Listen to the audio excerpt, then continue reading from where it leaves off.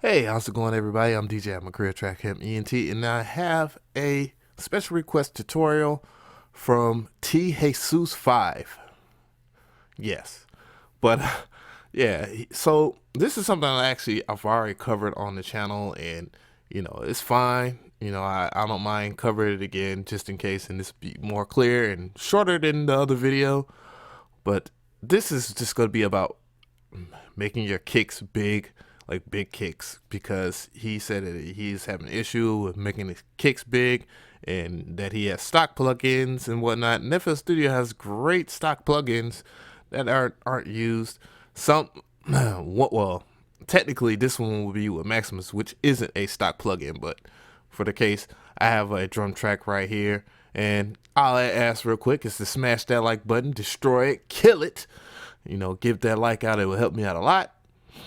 So, but anyways, generic drum track coming in.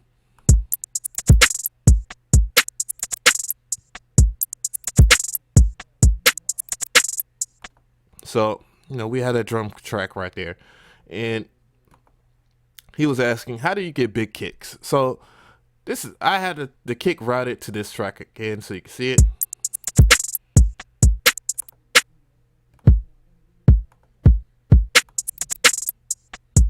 So, it's right here. What I usually do is this right here when it comes to wanting to get a big kick or whatnot. And it's all kind of predetermined how hard you mix with your master volume. Because if you drop it all the way down to here, whatever, it'll sound real low. But if you have it at just default 0 dB, it will sound like this. And then it all is determined on what type of drum kits you use or whatever, which I'm using the Trap Camp drum kit right now. I believe I'm using the second one.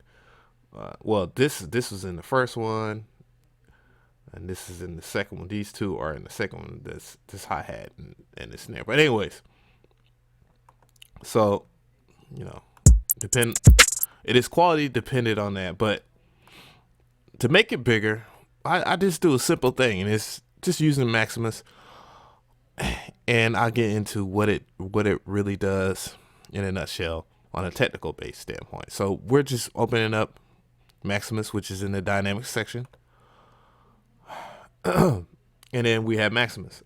First things first, you want to just go ahead and turn down the attack and the head. Pardon me. And that'll take care of some things that you really don't need to deal with punch wise.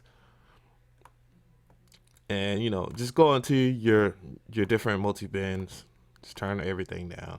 You really necessarily don't need highs, because your kick drums are derivative of your mid section and your low section, so you go from there. And now this is something that I do.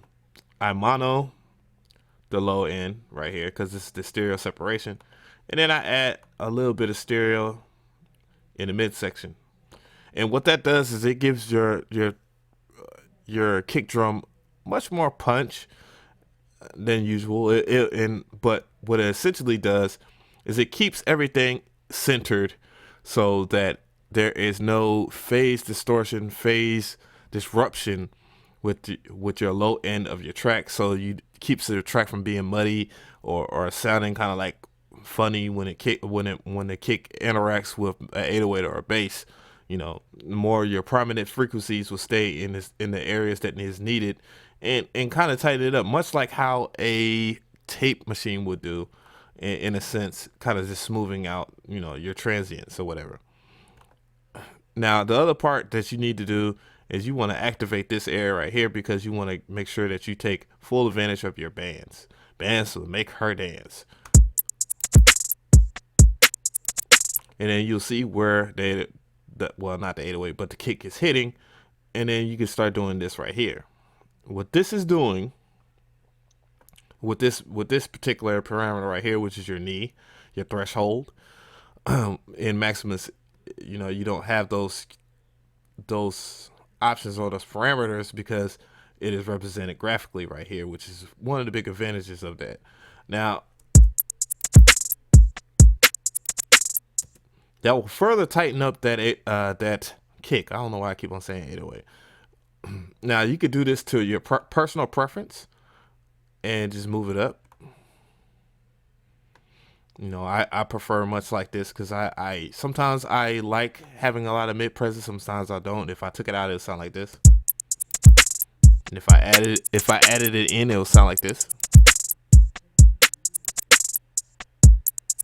And you can start hearing the mid section come in.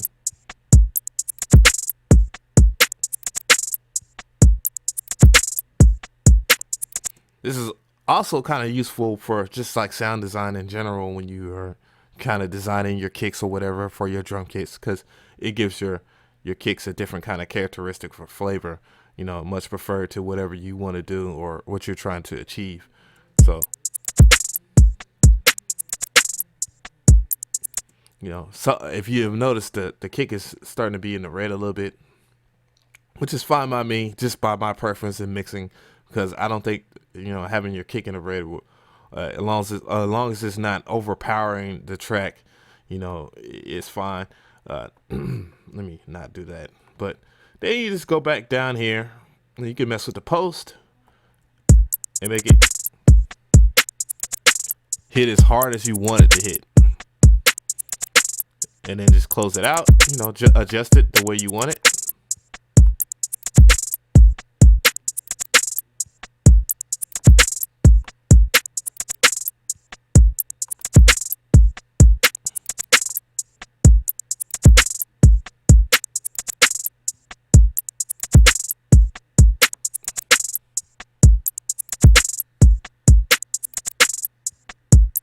And now you have a big kick. That's basically about it. So if you like this video, give it a like.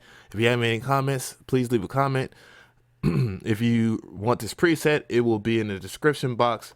It'll be a link for it. And now I'll just go ahead and save it right here in front of your eyes, so you know if you made it this far, which you should. It's only 7-something minutes in, so I'm just gonna save track, and I'm gonna save it to my desktop and name it Big Kick. And there you go, your big kick. So that's about it. You know, check out my other videos if you haven't subscribed. You know, don't be a scrub, sub. You already know. Keep hope alive and subscribe. I appreciate it. Hit that like button and whatnot. And if you have any other questions about this tutorial, just ask in the comment section. And once again, don't forget to look in the description box for the download link so you can actually get this. So there you go. I'm DJ McCree, and I tell everybody, have a nice day.